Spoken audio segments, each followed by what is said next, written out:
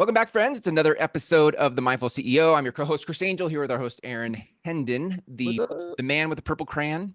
Yeah, that kind of Yeah. rhymes, Aaron. The man Yeah. with the purple crayon. Yeah, I'll take it. I'll take it.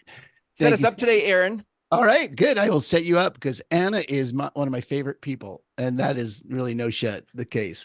I've known Anna.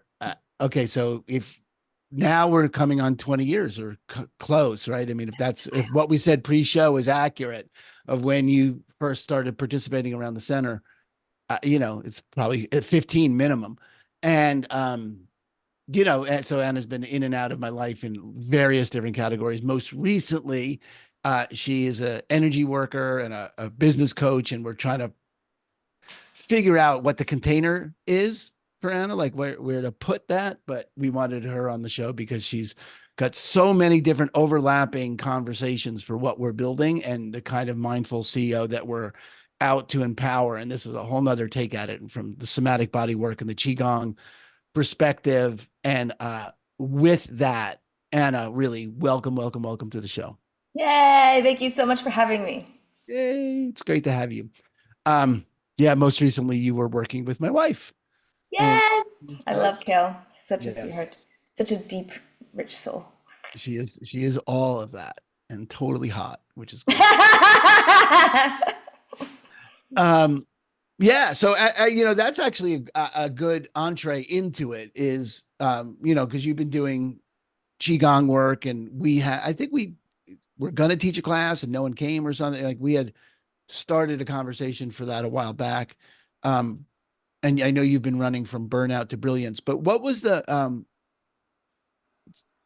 coaching program that Kael participated in with you most recently?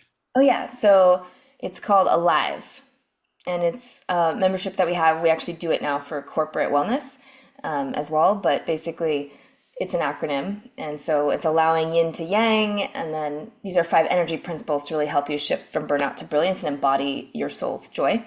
And it's designed around 3 objectives of being able to let your soul lead, not your ego, which then requires having a stronger mind-body connection so that you can clear all the noise.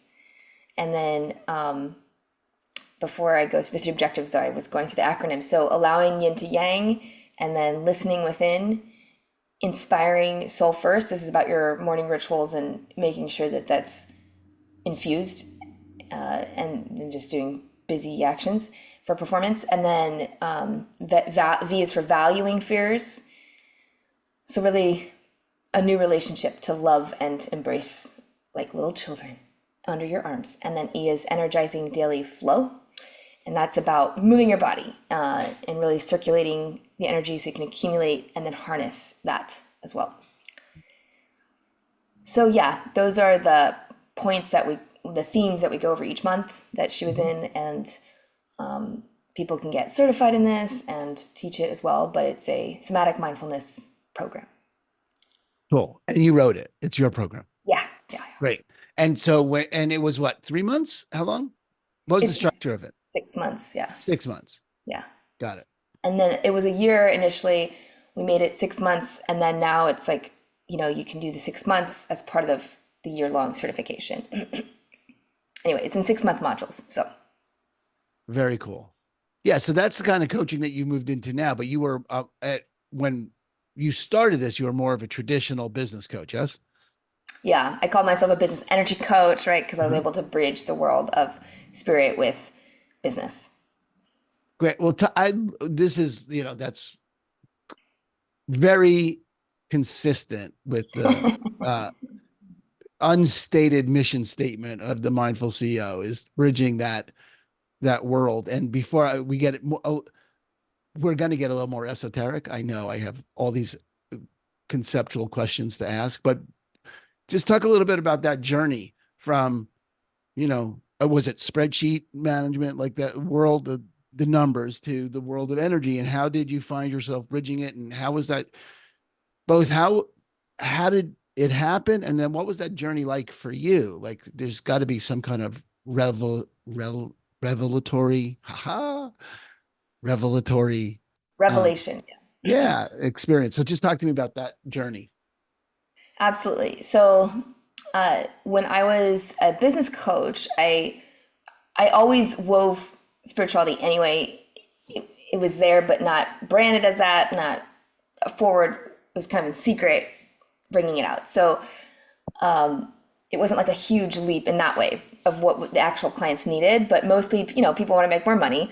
And the biggest, there's one of my mentors, Roger James Hamilton, has this book called The Millionaire Mindset. I forget even the exact name, but anyway, I've been looking up to him for like 6 years and following him online, and slowly had, gone through the stages of infrared. So if you imagine consciousness, like a rainbow of colors, and it reflects your money. So like if infrared is like negative cash flow, right? And then red and moving up orange is now some cash flow, but you're relying on one job or one client. And then yellow is like where you break through into enterprise prism, and it's like you're profitable, right? But it's all relying on you. And then green is like, okay, you now have a team that's helping out, right? But now you don't have as much freedom. And then the next level blue is like, okay, now you have multiple teams that can automate and run it, and you have another team. And then you go to purple, now you're like orchestrating, this is like the billionaire level and above. You kind of add a zero on income with each level. And so most people get stuck from the yellow to the green level, right? Being the solopreneur, doing everything, wearing all the hats, and then being able to go into the green. So that's where I was focused, is helping kind of already 6-7 figure companies being able to go expand into their teams. And so I was doing a lot of tactical stuff around how do you build teams and hire the right people. And he has this whole modality based off the I Ching, which is like the wealth dynamics. And it has like each direction represents not just an element in a direction, but also how you personally deal with wealth. So for example, the north direction is dynamo energy. And these are people who solve problems by asking, what is the strategy that I'm going to do? And they have tons of ideas, head in the clouds, but they do not finish stuff. Don't give them details necessarily. And then you move to the east side, and this is the sunshine, and this is blaze energy. And they're all about who do I know? Who do I know? And these are like your ultimate connectors, and they're extroverted and so forth. And they solve every problem with like, who do I know to do that? And then you go down to like the tempo. These are like your really grounded, earthy energy people, and the fall season. And they're good about timing and when, and they're here and now. And these are like I think of like construction workers and teachers and people that are like really sensory. And then you go over to the west, and it's the steel energy. And this is the winter, and it's cold. And these are your systems, accounting, financial people, details. They build wealth through systems. And so they're always asking, that's how they solve problems. So each one, we have an essence in each one, and then we have a primary and then maybe a secondary, right? So depending on what profile you are, this is what I taught as a business coach, will determine which team members you need and what's the most natural path to wealth that's based and aligned with nature and with these kind of more spiritual systems. And so that's what I was teaching and focused on. It was more tactical, you could say. It was almost all around teams because that's where everybody was at, like building the team. And I made lots of good money doing that. So when the pandemic hit was the main pivot, because some colleagues were going belly up overnight, and I did not want to be a cash flow queen because that's what people were dealing with. But then there's so much emotional trauma happening. So I was like, I'm going to be that person and deal with emotional resilience and emotional intelligence and stress and trauma, all that kind of stuff, which is all where the somatic mindfulness comes into play. So that's how I started pivoting and coming out of the closet, as we were talking about earlier, around branding. Okay, I am a business coach, but really what I'm doing is healing people and then elevating their consciousness so that they can ultimately be enlightened and complete their soul's mission, right? And so ALIVE, the acronym was actually different back then. It still existed, but it was around like building teams and the infrastructure. And I realized also, not just because of the pandemic, but I was already evolving into, you can work on these tactics all day long, but if your underlying intention, your emotional baggage is too strong, like none of that's going to really make a difference. We need to go to the root cause, right? What is the source of the issue? Something I learned, also to get to the root issue, with Landmark and everything. So that's why I was like, this is going to be more useful. It's going to have more impact to focus on the energy mastery side of things, on the mind, body, heart, and soul level. So let's work on the mind, body, heart, and soul, align that, then all the team stuff will naturally come to fruition more easily. So that was the evolution of just like the last few years, but yeah, of that transition. And does that answer your question? Yeah, it did. I love it. I love it. It's so, Chris, looked like you were going to say something. I could talk more. It just made me think about, like what is like, as you moved into this side of the work, what is the biggest obstacle you bump up against with CEOs and teams and C-suites moving from a steel structure, right, or a very Western way of building business to this more energetic space? Like, what are you bumping up against when you work with them? Yeah, so to provide another framework I created is like different stages of energy mastery. So we've got like the total shit shows that are totally burned out, totally in hustle mode, can't even like recognize it, and they're just like stuck in it until they get cancer or someone dies, right? Okay, that's like, I don't actually know the percentage of people. Hang on, that you laughed right there. It makes me so happy. Like, they get cancer or they die. They get cancer or die. Right. Come back again next time. Thanks for playing. On the karmic wheel. Okay, good. Yeah, right. That's what that is. That's good. I like it. My gosh, that's funny. Okay, sorry. So yes, that's one. Yeah. So that's like stage one. Yeah. And then like ass is on fire is how I picture it. And then stage two is like they hit rock bottom. Much like I did. Everybody has to hit their rock bottom, right? Everything pulls out from under them. They're like, wait, and they have their awakening and their master appears. That's when my two energy masters I work with, both enlightened, showed up, right? Was after we were on food stamps and I was borrowing money from my parents and it was all in secret. We didn't tell anybody because we were ashamed, and that place, right? And then their stage two is like they're dabbling though. They're beginners, right? They're kind of like, they're just like, I don't know what this new thing is, and I'm exploring and dabbling.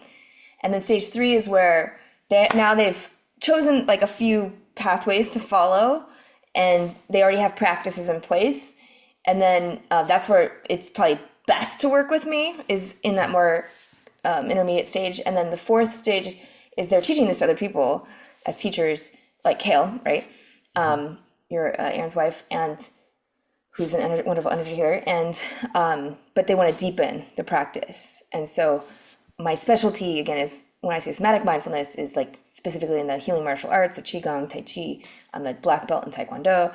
And so bringing that ancient wisdom, blending it with brain education, but also with the actual moving meditation part is where I can really bring a lot. And that's what the Alive certification is about, etc. So that's, I work in the 3-4 stage normally.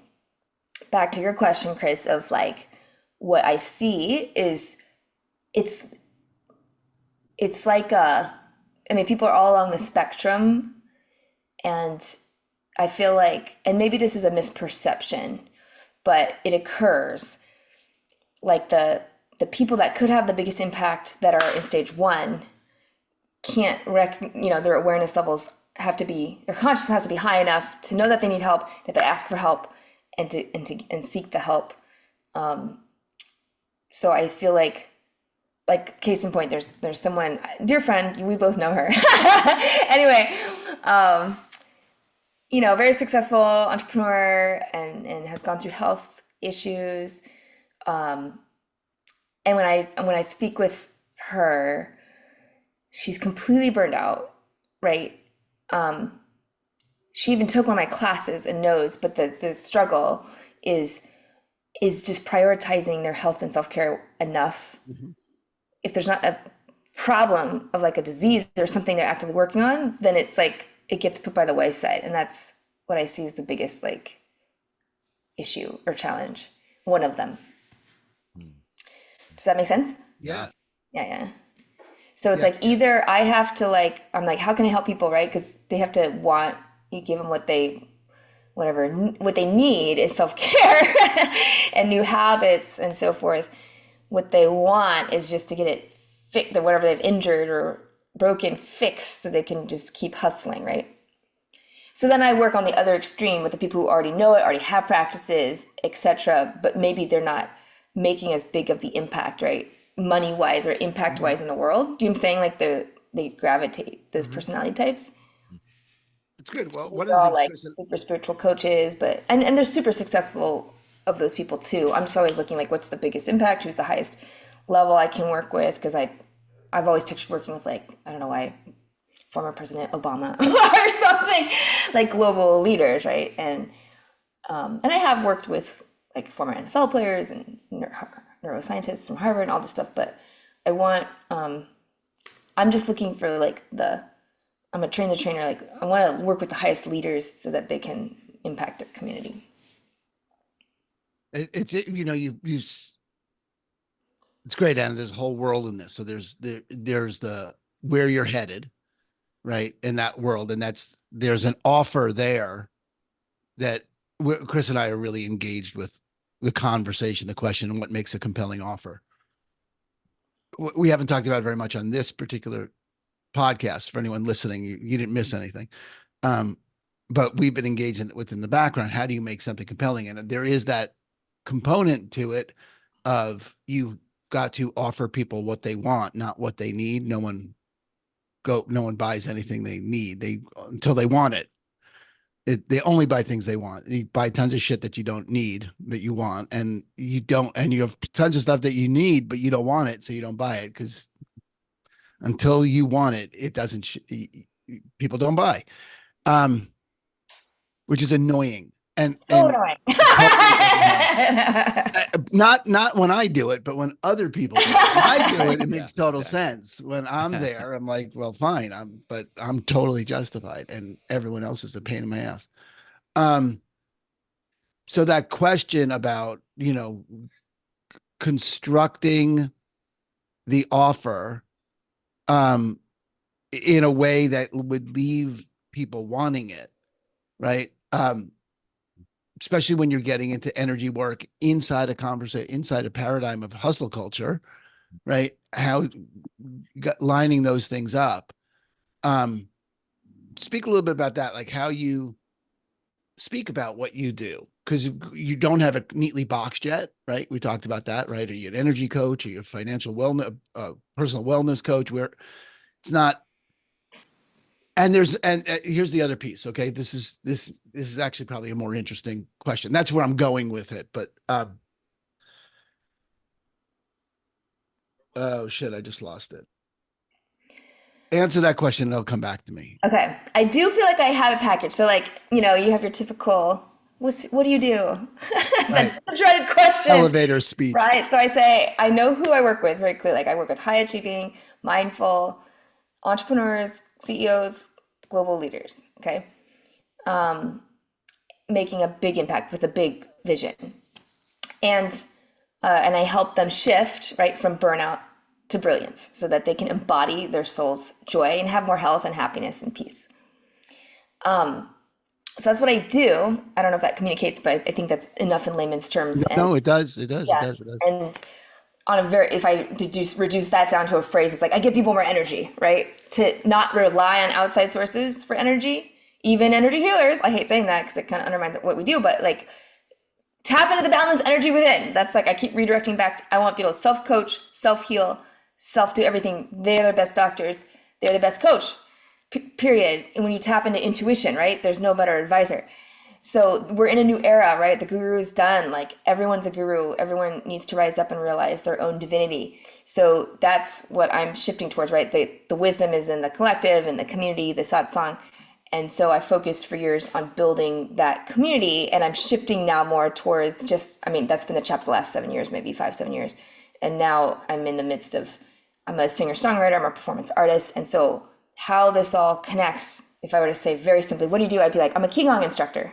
Like that's simple. I do Qigong classes, right? And people can all understand that. They get it right away. They get the martial arts feel of it. They understand there's something spiritual about it, and they know it's good for their health. And so it's a very easy sell, like, because everyone is just keep up their health as they age, and everybody gets longevity and everybody gets health.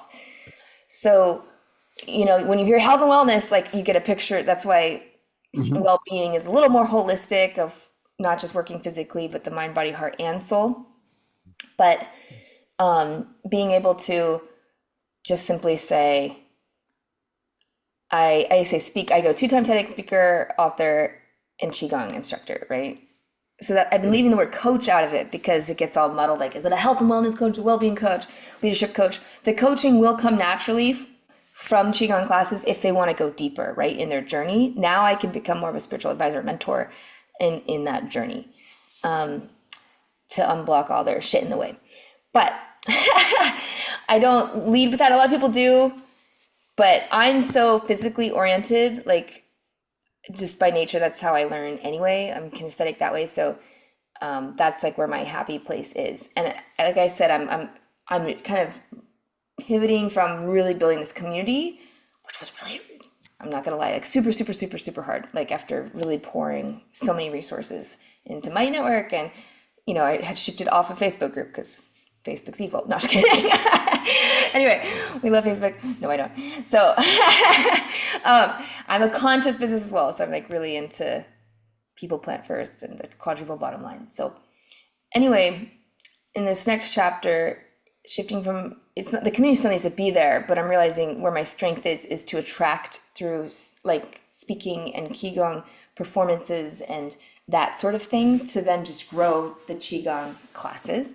And then from there, they'll get all the spiritual teachings. They'll get, everything's kind of infused somatically anyway. And so Qigong is the want. If people want Qigong, if they hear that as an opportunity, that's they want health and flexibility, but yeah. Right. Okay, good. They want health and flexibility. Longevity, quality of life as they age. And people that hear Qigong and have no idea what it is are not your clients. Sure. Yeah. Usually there's some sort of like, oh, I've always kind of wanted to try that. Yeah. And then that's the path. Good. We're going to come back to the community part in a second. Chris's eyes lit up. That is really one of the, that's Chris's difference making contribution to the planet, is community builders. Ah, yeah. Cool. Yeah. Chris, you should speak to that. Actually, let's go. I remembered my other point, is why I'm hesitating. Oh, good. Okay, yeah. Good. So, but I'm going to hold it because I do think you mentioned community and how difficult it is to build. And that is something that Chris and I have been, that's an angel Chris and I have been wrestling with for a little bit.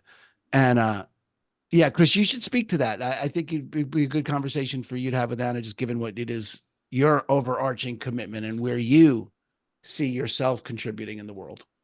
And we don't talk about that very much on this. Yeah. Well, I mean, I guess what comes to mind as you say that is just the premise that I hold for community, that I think if we're all just walking each other home, that's how the world elevates.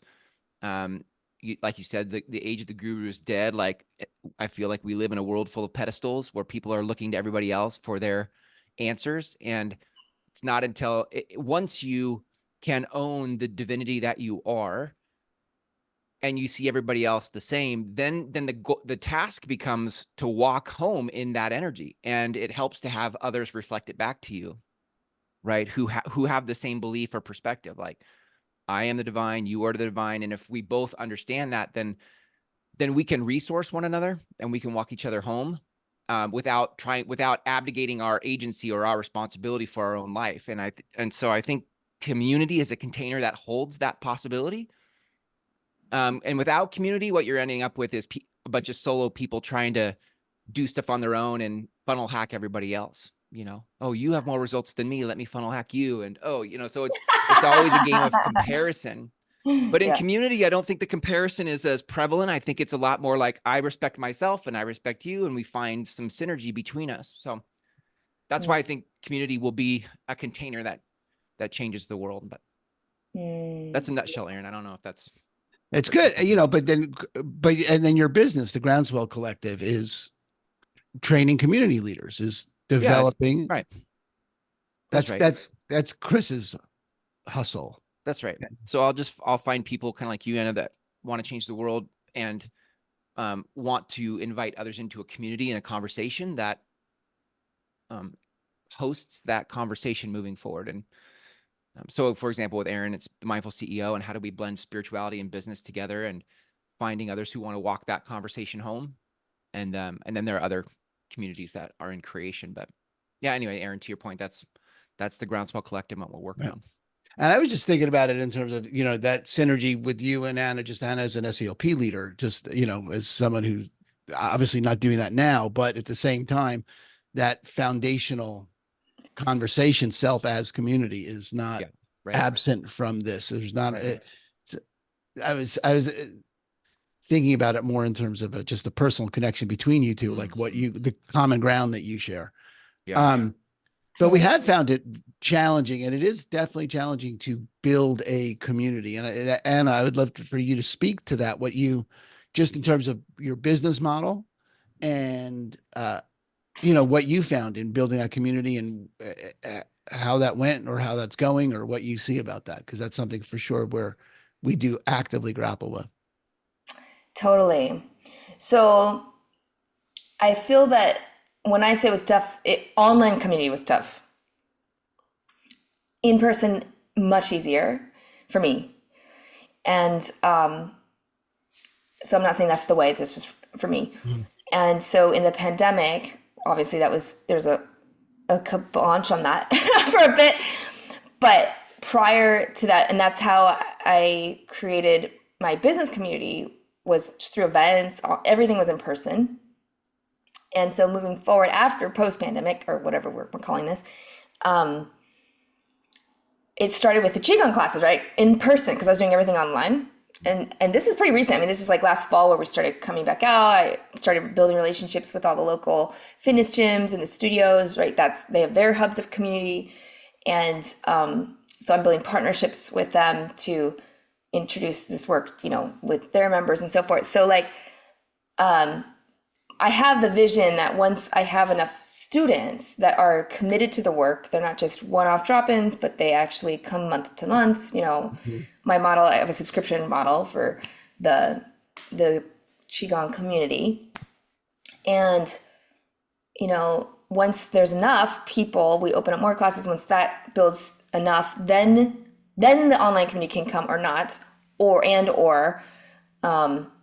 because people jump to the online because it has all these things, but everyone's so busy, they don't have time to go online. They don't have time to go you know what I'm saying? And then you're competing against these Facebook algorithms are in your face, and the notifications, right? Or whatever. So, and then there's you've got Signal, you've got Telegram, you've got WhatsApp, you've got text threads. I mean, there's just too many, it's like a saturation of online communities from, I think, the pandemic.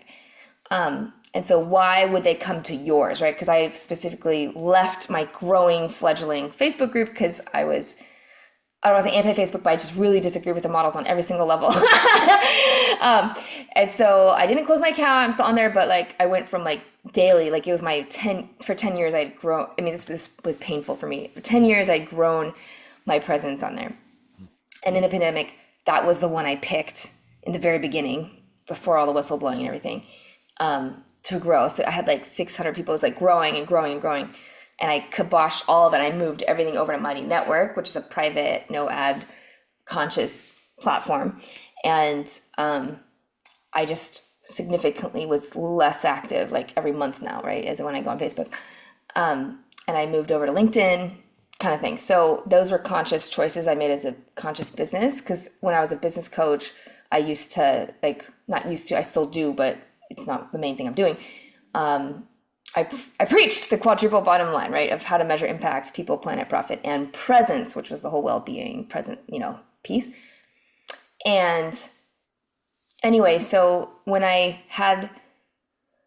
it's important that who I'm working with, everything is aligned, just like you would buy organic, you would get a B Corp certified. I mean, ideally, right, work with those people and so forth, is why I'm saying the Facebook piece. But back to the community, I wanted to make sure that as we go more in person, that I stop. I think this is part of the hustle programming or colonist programmer. I don't know, right? Is when I think of anything industrial, I think of that as colonization thinking, is coming from must produce and grow at all costs. And so when I think business owners will jump to scale really fast before they're ready, and that's like the number 2 cause of why businesses fail, is they either run out of money or they grow too fast. And we're pushed and programmed to scale, exit, whatever, right? So when we're thinking in that way, then we're prematurely if you go back to that scale of consciousness with the stages of business, we're jumping to like a blue level, trying to do it Elon Musk was doing when we're a startup, and it like, or trying to use Facebook ads. Facebook ads should never be used until you're at blue level. Green or blue. So many people at orange and yellow do it and fail and tank, right? It's just this big lie we've been served up. So it's so important first to take it organically as it grows. Like that is like the new way of doing business, right? Just organic. Now I'm not against ads or anything. I'm just saying, but that needs to come at the right time.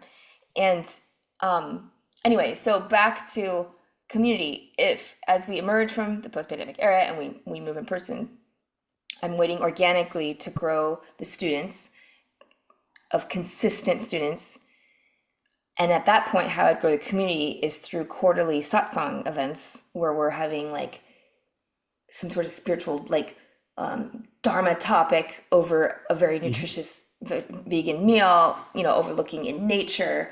And we do we go to Bright Bush Hot Springs for retreats. Like we do those like very sensory, rich, depth, rich, meaningful connection, right? And when you start establishing those quarterly points, is like then I would have an annual retreat, right, to Bali, to spiritual centers of vortexes, where it's obvious. I mean, there's nothing to sell. I mean, it's the trip in itself sells. When you add in the right people, it's even better. So that's like the big vision is to then until that point. But I realized that I don't need to build this by myself either. So like I said, I just got back from Tulum for a week-long retreat at this women's mastermind where I just got to go attend. It was basically a free vacation, right? And that was the exchange we had because I didn't get paid through money to speak and lead parts of it. I just paid my airfare, but then they paid for everything else. And so, but it was a freaking free vacation. I mean, it was not work at all. And I was like, oh my God, I'm just going to do this every quarter. Just hop on a staff of these already built-in communities of other people generating. I mean, it was like the most from having my second, I was a financial advisor and I sold that business. And then I was a event consultant in the tech and running shit tons of events. And that was burnout, right? But like that second event thing was so the glory of just stepping in and teaching is like none other. I'm like, what have I been doing trying to build? There's nothing to build. Like stop building, just tap in. just visit, tap into all these existing places, right? If anything, eventually, like locally on Bainbridge Island, I want to like I'm in process, right, of creating. I keep talking about the future here, but we're doing like this Ignite Impact Award. So we'll recognize mindful leaders, right, in the area. They don't have to have their business, they give a nonprofit, right? Mindful leaders, and the winners will receive one of our programs that normally might be unaffordable. They win a full ride scholarship kind of thing. Because I have a foundation, like a separate sister organization. So 100% of my profits goes into that. And we just provide educator and community leader scholarships for mindfulness training to bring back to their students in classrooms.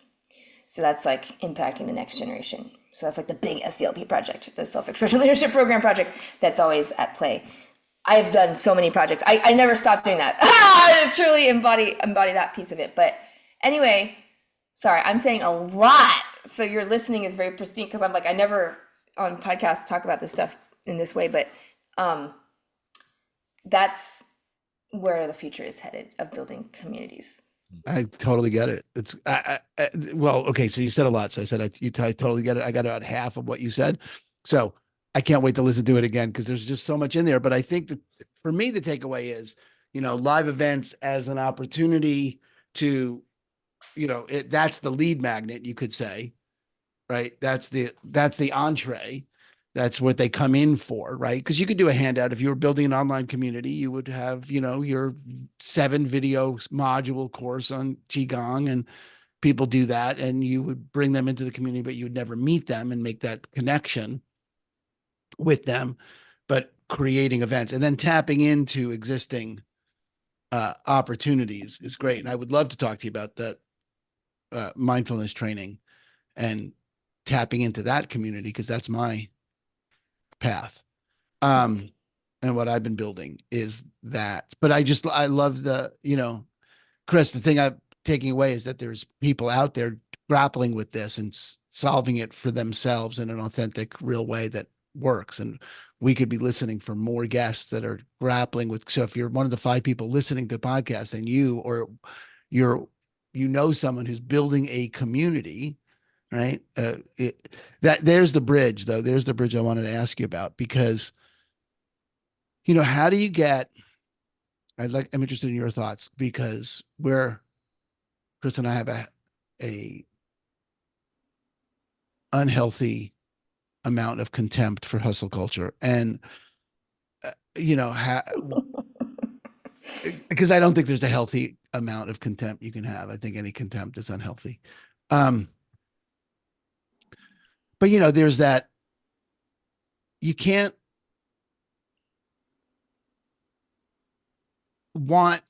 not going to get so enlightened that you can't take no action.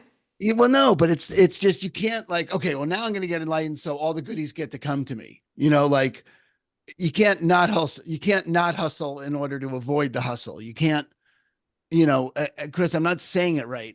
You've said this back to me before too, about the paradox of what we're building. Like, you can't be, the container for mindfulness, or the container for the energy work inside hustle culture is, oh, okay. Like you said, Anna, I'm going to get well enough so that I can go back to the hustle. I'm going to get myself grounded. And then that's going to give me even more results, which is not inaccurate. It's just, you can't come at it from there. Yes. Yeah. Right. And so that's a paradox, because it's not inaccurate. You do get more results when you shut the fuck up and let it come to you and maximize your energy and breathe. But you can't relax, breathe, maximize your energy in order to get those results. Right. Right. So you really do have to let it go. Be unattached. Yeah. And I like to say here, spiritual rock bottom. Yeah. So I went through that journey. It's like of being in the regular grind, rejecting, going into the spiritual, but then it became a grind in a different way, right? And then there's a medium, a balance, and integration. Yeah, it's such an interesting line, it's such an interesting thing and I think it's a personal discovery. I don't think it's anything that you could, it's elusive. You can't ignore money. I mean, that's the other piece, right? Some spiritual, if you go the spiritual. Right. Yeah. But I feel like I've cracked the code a little bit.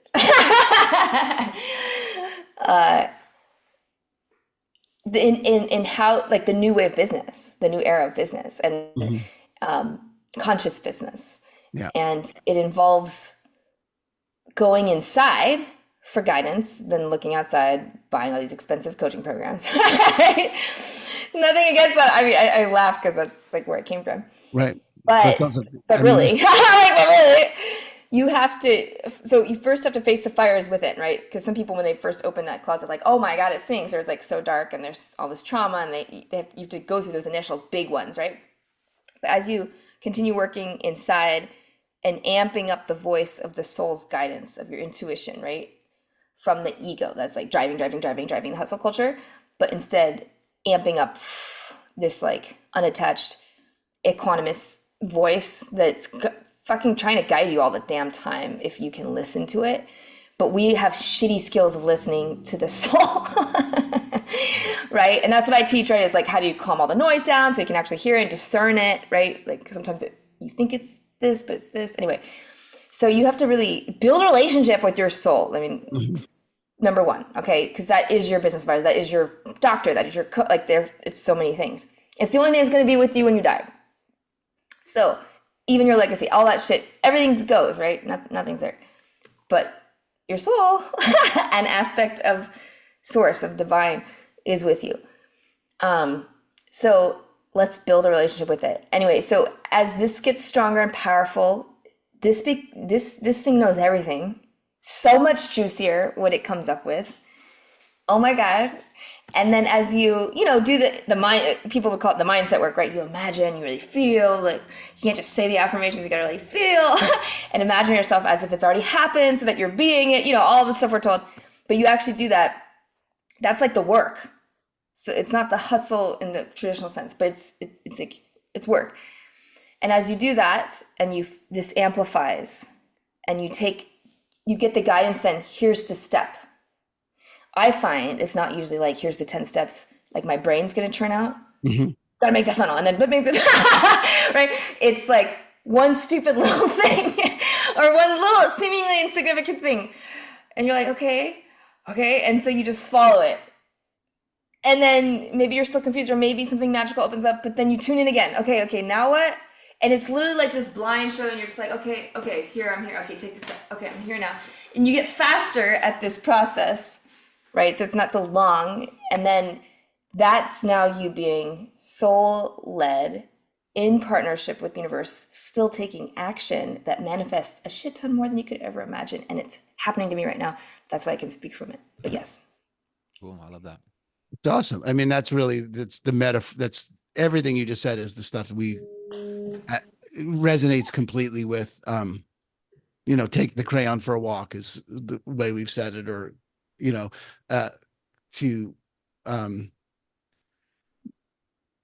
I shared that with you, the word Kadiwample, Yes. right. But, taking a, what is it, Chris? Intentional. Heading towards a vague destination in a purposeful manner. Yeah, heading toward a vague destination in a purposeful manner. Yes, The exactly. next step. Okay, we don't know what's going to be there. We're taking the next step, and that internal guidance, that's what has turned me on about mindfulness. The opportunity to, I think it's Edgar Cayce said that prayer is speaking to God and meditation is listening. That the settling of the mind allows you to hear what you were just speaking to, of what's your intuition have to say. What I've been practicing this, and you'll appreciate this, I hope, is I found one way to get that voice louder is actively listening to it. So it shows up for me.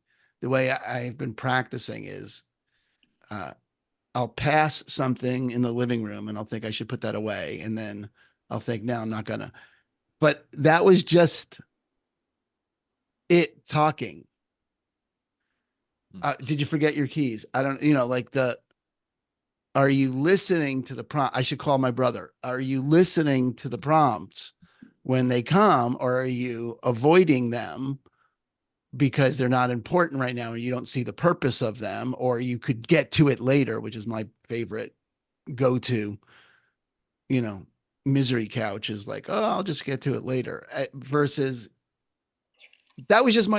someone was just talking. That was just, I could listen to that. And the more I listen to that, the louder it gets and the easier it becomes to hear it and the more it has to say. Yes. And then noticing when you don't, and then all the fucking suffering that ensues. Oh my God. Yeah. Or take your vitamins, or I just thought I should drink some water. Way to listen to the intuition. For me, it's always being late. Like, I will chronically be late. Like, I got that battered out of me, but it's still, that's like just not, I don't know, it's whatever. And so my intuition always tells me when to be on time. Always! It's nuts. Like, I can be in the middle of a desert and it's like, you should go now. And then do I listen or not, Right. That's funny. Yeah. That's excellent. Yeah. Good. All right. Well, Chris, you've been awfully quiet. Well, I'm just watching and observing the conversation unfold. I mean, there's so many places we could go, and I also am insensitive to time, and I don't know how much of time, Anna's time we have, but I mean, I don't know, Anna, what are some like if you had to sort of wrap this up with a bow, what would you leave us with?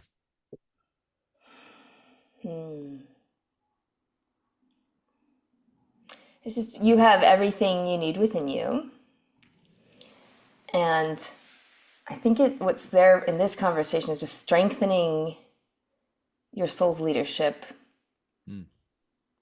Good. Yeah. Yeah, I love that. Strengthening your soul's leadership. Yeah. Great. And then so people can get a hold of you where, how, who, what? Yeah, just my website. So Souljoy, SOL, no you. So SOL like sun, soul, Spanish.